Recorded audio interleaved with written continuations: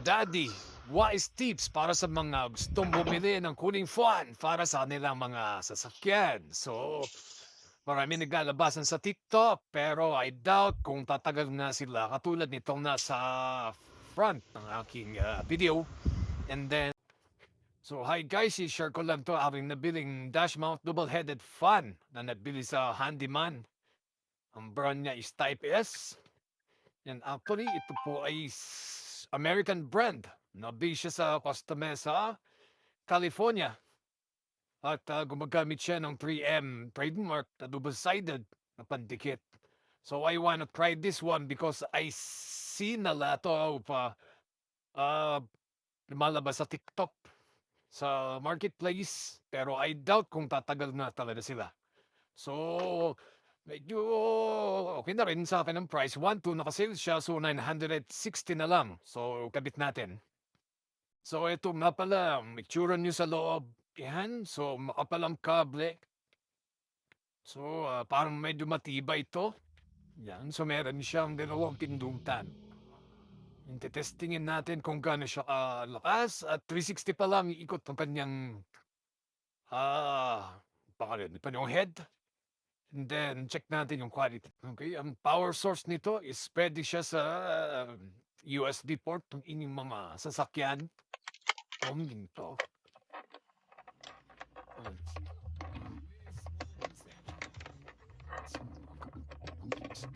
Yan. So nakakabit na siya sa USB port ng sasakyan. So try natin tong isa.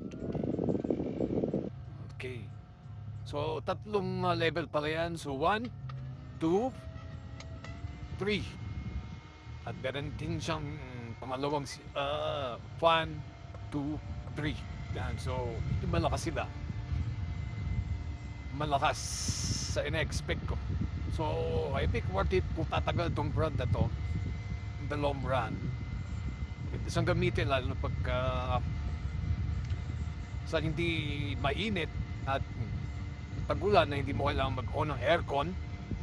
At lalo na sa katulad kong natutulog sa tanghali sa sasakyan, hindi ko kailangan mag-switch ng aircon. Ito, okay na ito sa akin. Habang nakapos yung mga pinto. Okay, I think that this is a nice buy. Yung magandang build quality. So, I assume one benta sa TikTok na around 300 to 400. Okay, thank you guys for watching and sharing this one. At ako nga pala, itong fan na to ay gumagamit din pala ng 5 volts. So, ibig sabihin, pwede siya sa power bank para hindi tayo kailangan mag-on ng sasakyan. So, eto meron akong power bank. So, we just have to plug it in and put it hot. Yeah. So, pwede siya sa power bank. Pero, sobrang katipiran nito, mga daddies. Alright. 3. Alright, hindi siya mainay. So, sulit na sulit to.